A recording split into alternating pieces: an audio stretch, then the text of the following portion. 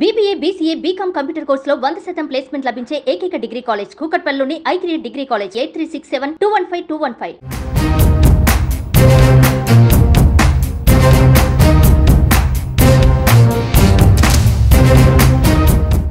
Land titling act గత YCP ప్రభుత్వంలో వివాదానికి కారణమైంది. ఒక విధంగా వైసీపీ ఓడిపోవడానికి ల్యాండ్ టైటిలింగ్ కూడా ఒక కారణమే.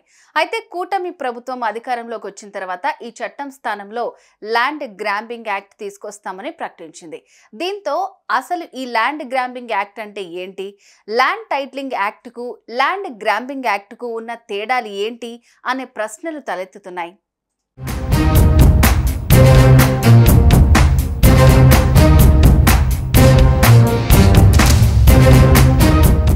వైసీపీ ప్రభుత్వ హయాంలో ల్యాండ్ టైటిలింగ్ యాక్ట్ ఎంత పెద్ద దుమారం రేపిందో అందరికీ తెలిసిందే. ఎన్నికల సమయంలో దీన్నే అస్త్రంగా మలుచుకున్నాయి కూటమి పార్టీలు. ల్యాండ్ టైటిలింగ్ యాక్ట్తో భూమి హక్కుదారులకు అనేక రకాల ఇబ్బందులున్నాయని, తాము అధికారంలోకి వచ్చిన వెంటనే రద్దు చేస్తామని టీడీపీ, జనసేన, బీజేపీ కూటమి ప్రకటించాయి. ప్రజల స్థిరాస్తులపై చట్టబద్ధమైన హక్కులను ప్రభుత్వం నియమించే వ్యక్తుల చేతిలో పెట్టే అవకాశాన్ని ఈ యాక్ట్ కల్పిస్తోందన్న భావనను వ్యక్తపరిచారు. దీనివల్ల భూ యజమానులు నష్టపోయే ప్రమాదం ఉందని, వివాదాలను క్లియర్ చేయించుకోవడానికి లంచాలు ఇవ్వాల్సి రావచ్చని కూడా చెప్పారు. కొన్నిసార్లు రాజకీయ నాయకుల ప్రమేయంతో అసలు యజమానులకు బదులు ఎవరికైనా వాటిపై హక్కు దక్కే ప్రమాదం ఉందని గట్టిగానే ప్రచారం చేశాయి.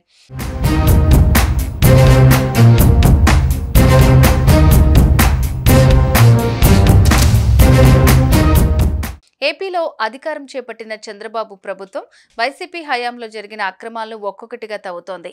ఇప్పటికే అమరావతి, పోలవరం, ఇంధన రంగంపై శ్వేతపత్రం విడుదల చేసిన ముఖ్యమంత్రి నారా చంద్రబాబు నాయుడు తాజాగా సహజ వనరుల దోపిడీపై శ్వేతపత్రం విడుదల చేశారు. వెలగపూడి సచివాలయంలో ఇందుకు సంబంధించిన వివరాలను పవర్ పాయింట్ ప్రెజెంటేషన్ రూపంలో వెల్లడించారు. గత జగన్ ప్రభుత్వం భూములను విచ్చలవిడిగా దోచిపెట్టిందని ఆరోపించారు. ఈ నేపథ్యంలో రాష్ట్రంలో కొత్త చట్టాన్ని తీసుకురాబోతున్నట్లు ప్రకటించారు. ల్యాండ్ గ్రాంబింగ్ యాక్ట్ను త్వరలోనే తీసుకొస్తామని తెలిపారు.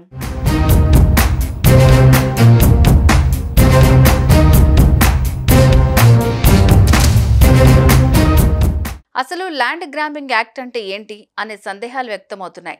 ల్యాండ్ టైటిలింగ్ యాక్ట్, గ్రాంబింగ్ యాక్ట్ మధ్య తేడాలు ఏంటనే ప్రశ్నలు తలెత్తుతున్నాయి. ఇక ల్యాండ్ గ్రాబింగ్ యాక్ట్ 2020 నుంచి గుజరాత్లో అమల్లో ఉంది. ఈ చట్టాన్ని ఒకసారి పరిశీలిస్తే ఏ వ్యక్తి స్వయంగా లేదా మరే వ్యక్తి ద్వారా భూ ఆక్రమణకు పాల్పడకూడదు. ప్రభుత్వ మరియు ప్రైవేట్ ఆస్తి రెండింటినీ దోపిడీ చేయటం నేరంగా పరిగణిస్తారు. నేరం రుజువైతే ఉల్లంఘనకు కనీసం 14 సంవత్సరాలు జైలు శిక్షతో పాటు జరిమానా విధిస్తారు.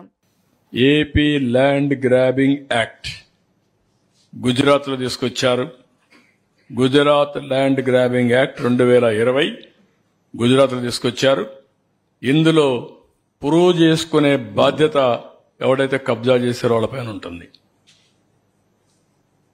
బాధితుల కాదు, ఎవరైతే హై హ్యాండ్గా బిహేవ్ చేసిన వాళ్ళపైన ఉంటుంది. ఈ చట్టం అప్హెల్డ్ చేశారు. ఈ చట్ట ప్రకారం పని చేస్తాం. ఈ చట్టాన్ని కూడా తీసుకొస్తాం.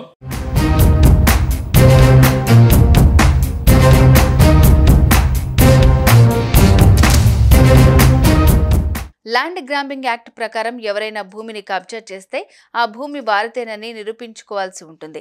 పేదలు, సామాన్యుల భూములకు దీని ద్వారా రక్షణ లభిస్తుంది.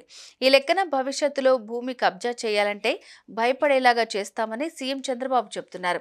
ఈ యాక్ట్ ప్రకారం భూములు, ఆస్తుల కబ్జాకు గురైతే ప్రభుత్వానికి ఫిర్యాదు చేయాలి. తద్వారా విచారణ చేపట్టిన అనంతరం బాధితుడికి న్యాయం చేసి కబ్జాదారులకు శిక్ష పడేలాగా ప్రభుత్వం చర్యలు తీసుకుంటుంది. అయితే ఇక్కడ తామే భూ యజమానుల కబ్జాదారులు నిరూపించుకోవాల్సి ఉంటుంది, లేదంటే శిక్ష పడుతుందని చంద్రబాబు సర్కార్ చెబుతోంది. మొత్తంగా గుజరాత్ లో అమలు చేస్తున్న ల్యాండ్ గ్రాంబింగ్ యాక్ట్ ను ఏపీలోనూ ఇంప్లిమెంట్ చేయడానికి కూటమి ప్రభుత్వం ప్రణాళికలు రచిస్తోంది. దీనిపై త్వరలోనే అధికారిక ప్రకటన వెలువడాల్సి ఉంది.